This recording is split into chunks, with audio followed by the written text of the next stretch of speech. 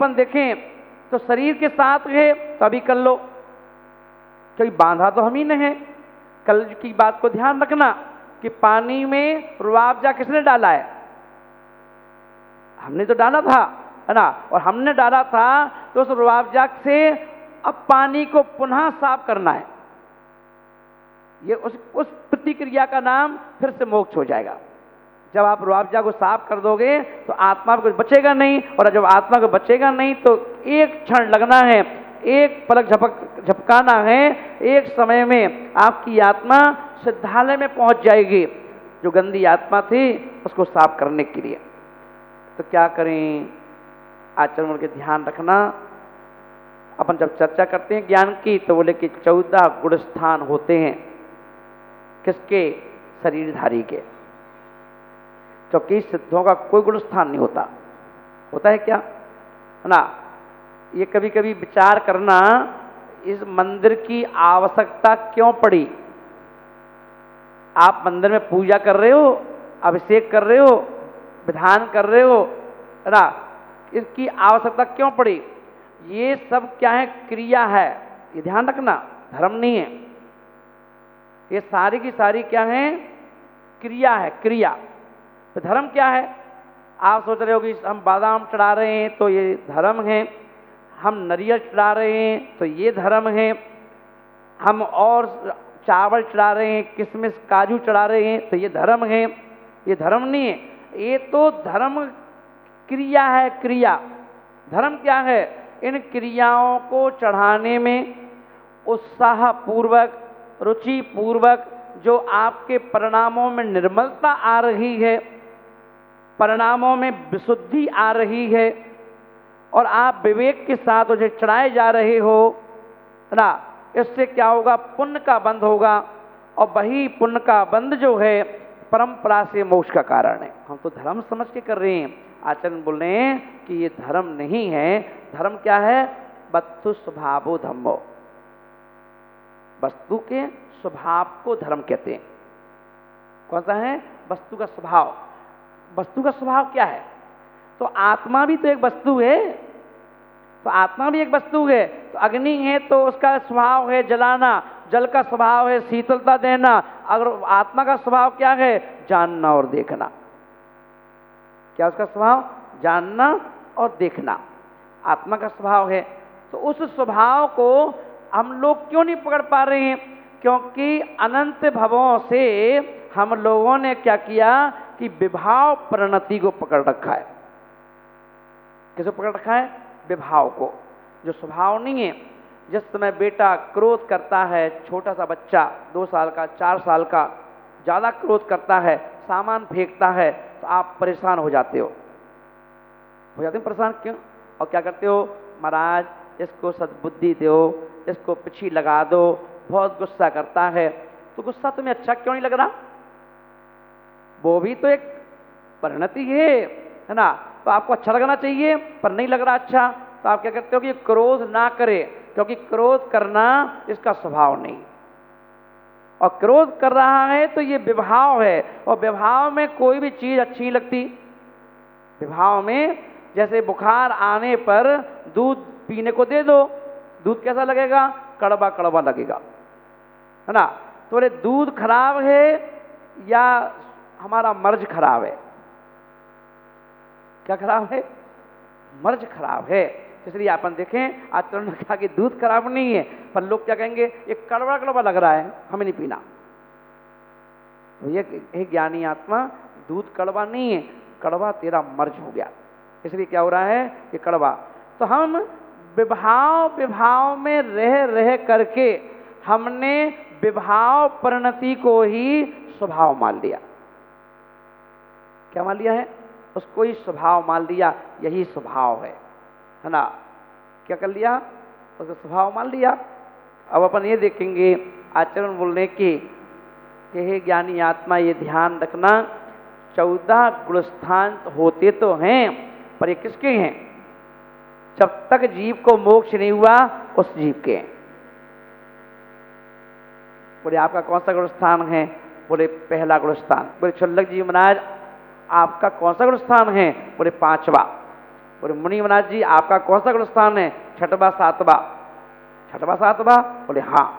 मुनि महाराज के पास दो हैं, छठवा और सातवा। वो क्यों है दो? बोले परीक्षा करने के लिए। क्या परीक्षा करनी है? बोले कि मुनि महाराज बनने के बाद आपकी कितनी साधना हो रही है, तो आप सात्विक गुण स्थान को टच कर रहे हो नहीं कर रहे हो? सात्विक गुण स्थान को टच कर दो। इसलिए छठवें में सातवें में, छठवें में सातवें में।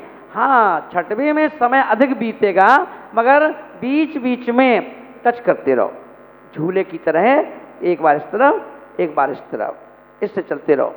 रुक गए तो मिथ्यात्व, रुक गए तो मिथ्यात्व, चलते रहो, बराबर चलते रहो।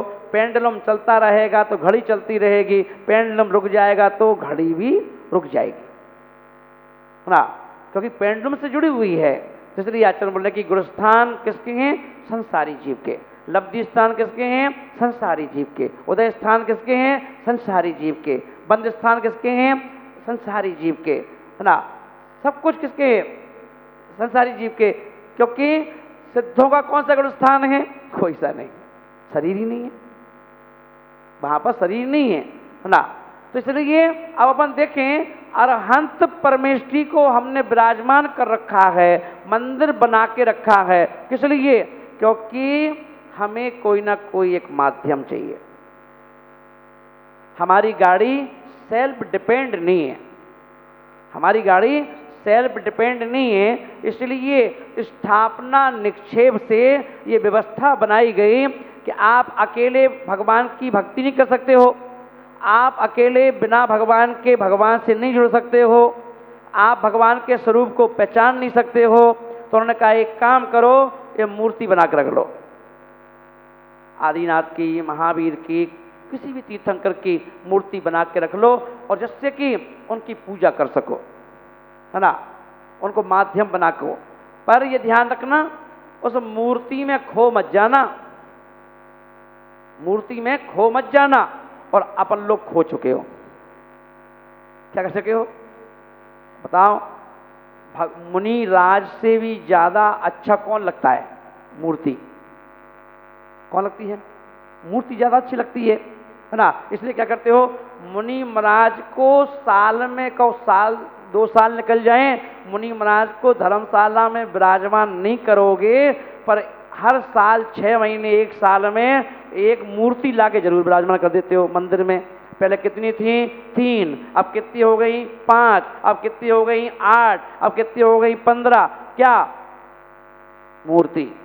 पर मूर्ति की संख्या तो बढ़ती जा रही है, पुजारी हो या ना हो, मूर्ति बहुत सारी हैं। तो बोले कि मूर्ति से क्यों? जो माध्यम बनाया गया था आत्मा के कल्याण के लिए, तो उन्हें मूर्ति इकट्ठी कर ली। तो बोले क्यों? बोले कि मूर्ति से हमारा अहंकार पुष्ट हो जाता है। क्या हो जाता है? साधु से चेतन जुड़ेगा तो अहंकार पुष्ट नहीं होता। इसलिए आदिनाथ भगवान को अपनी ब्राह्मी सुंदरी से कहना पड़ा। बेटियां ने पूछा कि पिताश्री, ये सारे राजा महाराजा आपको नमस्कार कर रहे हैं, तो क्या आप किसी को नमस्कार करते हो क्या, या करोगे? तो उन्होंने क्या कहा? हाँ बिटिया, करना पड़ेगा। बोले कब? किसको?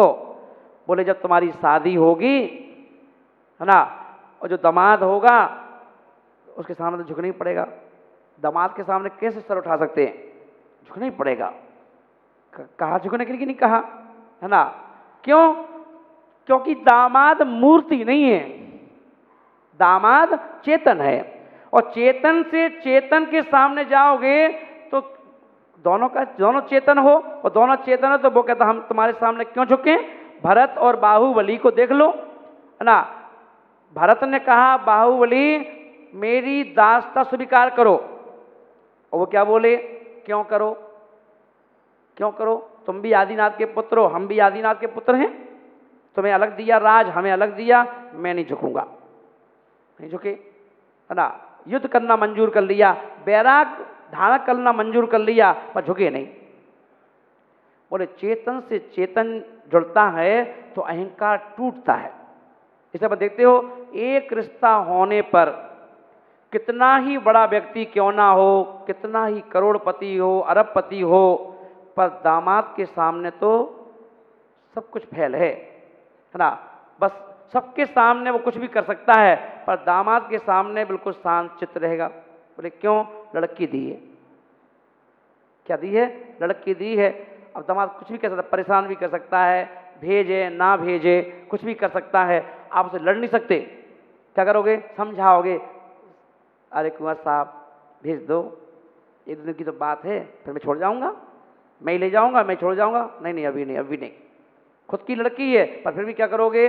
ठीक है भाई, रिश्ता बना रहे, नहीं जान दो। कहोगे नहीं कहोगे? झुकेगे नहीं झुके ना, चेतन से चेतन के सामने। पर मंदिर में अगर कोई कुछ कह दे तो कौन सुनने वाला है? बताओ। क्योंकि वहां पर हमारा अहंकार पुष्ट हो जाएगा। तो इसलिए आचार्यों ने कहा कि मूर्ति के सामने हम बड़े आराम से खड़े हो जाते हैं। जितनी अचेतन चीजें हैं उन सबसे हमारा अहंकार पुष्ट होता है। आपके कपड़े हैं, आपने पहन लिए, क्या दिक्कत है? जहां पटक दो वहीं रखे रहेंगे, जहां टांग दो वहीं टंगे रहेंगे। गाड़ी ले आए, जहां आपने खड़ी कर दी तो यहीं खड़ी मिलेगी। बस जिसको बेटे को पैदा किया है, जैसे गाड़ी को यहां छोड़ गए तो लौट के आओगे तो यहीं मिलेगी, पर अपने बेटे को यहां छोड़ के जाओ तो तुम्हें यहीं मिल जाए तो बताना। तो खूब कह के जाना कि बेटा यहीं रहना, यहां से हिलना मत। तो अरे तुम्हारी सुनेंगे कि हाँ हम तो चले गए, है ना। ढूंढ रहे कहाँ गया भाई, कहाँ गया? यहीं तो छोड़ के गए थे, और वो आराम से वहाँ खड़ा है। कह क्या हुआ? तुमसे कहा था कहीं जाना मत, है ना। तो क्यों?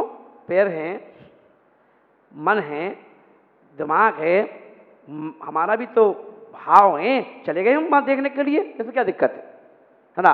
बोले चेतन है, बेटा तो है पर चेतन है। तो चेतन से अब क्या करना पड़ेगा? क्या करोगे? मारोगे, पीटोगे, क्या करोगे, है ना। अगर रोज रोज मारोगे तो और नहीं मानेगा तुम्हारी बात, बताओ। पर मूर्ति है, तुम्हारा मन हुआ कि हम तो 7 बजे फ्री होते हैं तो 7 बजे अभिषेक करेंगे। मूर्ति करी भैया क्या कहें तुमसे, 7 बजे कर लो। एक कर हम तो 8 बजे करेंगे, तो कहे ठीक है भैया 8 बजे कर लो। क्या कर सकते, हम तो कहीं जा भी नहीं सकते, हट भी नहीं सकते, बेदी से बाहर भी नहीं निकल सकते। एक ने कहा हम तो 10 बजे करेंगे, 10 बजे कर लो। एक कर 11 बजे करेंगे, 11 बजे कर लो। क्या कर सकते है? पर मुनि महाराज के कोई अगर आहार करने जा रहे हो, कोई महाराज जी पाद प्रक्षण करना है आपके, चलो अपना पाद हटाओ, अभी आहार करने जा रहे हैं, चेतन नहीं सुनेगा। तो इसलिए आचरण बोल रहे हैं कि अगर अहंकार को तोड़ना है, अहंकार को गलन करना है, गलत करना है, तो चेतन से जुड़ो। कैसे जुड़ो? चेतन से। इसलिए आचार्यों ने कह दिया कि आचार्य उपाध्याय साधु ये चेतन तीर्थ है। शिखर जी, गिरनार जी, अक्षय क्षेत्र, सिद्ध क्षेत्र, ये सब क्या हैं? अचेतन तीर्थ हैं। इनमें प्राण नहीं है, आत्मा नहीं है, शरीर नहीं है ना, मूर्ति है, कुछ बोलेगी नहीं ना। इसलिए बोलेगी चेतन से जुड़ो। अगर अहंकार तोड़ना है और अहंकार को और बढ़ाना है तो मूर्ति के पास। क्यों?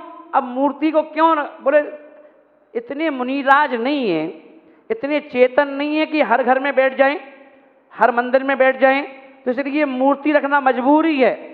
और मूर्ति कहो, गांधी जी की मूर्ति गांधी जी के सामने नहीं थी, ठीक क्या? गांधी जी की मूर्ति गांधी जी के सामने नहीं थी, अंबेडकर जी की मूर्ति अंबेडकर जी के सामने नहीं थी, किसी भी मुनिराज की मूर्ति मुनिराज के सामने नहीं होती, है ना। कब होती है? जब वो चले जाते हैं। अब उन्होंने मूर्ति विराजमान कर दी, तो ऐसे ही अपन ने अरहंत परमेश्वरी को विराजमान कर लिया। चले तो गए, वो सिद्ध बन गए, सिद्धालय में हैं, पर अपन ने कहा तुम भले सिद्धालय में चले जाओ, पर हमें तुम्हारी जरूरत है। हमें कौन संभालेगा? हमें माध्यम किसको बनाएंगे? इसलिए हमने आपको क्या कर लिया? विराजमान कर लिया, स्थापना निक्षेप से। पर फिर भी आचार्यों ने कहा कि ये ध्यान रखना, मूर्ति को देख करके मूर्तिमान को याद कर लेना। क्या कह दिया? मूर्ति को देख करके मूर्तिमान को, जैसे पिताजी मान लो आपसे दूर हैं, वो दूर गांव में रहते हैं और आप यहाँ रहने लगे, तो फोटो लगा रखी है आपने पिताजी की, तो खाली फोटो को ही देख के खुश मत हो ना, हैं? नहीं तो सोचो फोटो को रोज नमस्कार कर लो, फोटो को माला चढ़ा दो, फोटो को दीपक चढ़ा दो, आरती कर दो, और पिताजी वहां भूखे मर रहे हैं, बताओ। तो बोले कि पिताजी को उस फोटो को देख के खुश मत हो। फोटो की कब तक कीमत है? जब तक पिताजी सामने नहीं है। अगर पिताजी अचानक कभी घर पे आ गए और तुम रोटी खा रहे थे, तो क्या करो, रोटी खाते रहोगे, तुरंत खड़े हो जाओगे, आप पिताजी अरे कब आ गए आप, आओ आओ आओ, एक काम करो, अपनी थाली सरकाओ, पापा के लिए थाली लाओ, भोजन लाओ, भोजन लाओ, पहले करो, नहीं करोगे?